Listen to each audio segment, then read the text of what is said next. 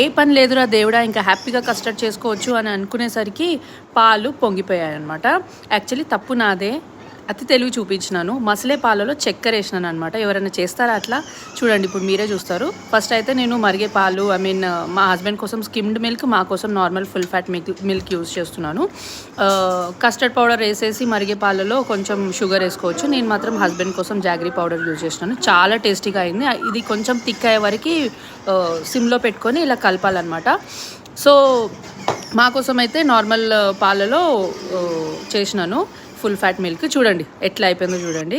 ఇంకేం చేస్తాం, తప్పదు కదా. మళ్ళీ అంతా క్లీన్ చేసుకొని మళ్ళీ పొయ్యి మీద పెట్టి చక్కెర వేసి మిల్క్ మేడ్ అవన్నీ యాడ్ చేసుకొని కస్టర్డ్ పౌడర్ అన్నీ యాడ్ చేసుకొని థిక్ అయ్యే వరకు ఉంచి అన్నీ ఏమంటారు కట్ చేసుకున్న ఫ్రూట్స్ అవన్నీ వేసుకున్న తర్వాత టేస్ట్ చేసి చూస్తే మాత్రం వర్త్ ఇట్ అనిపించింది.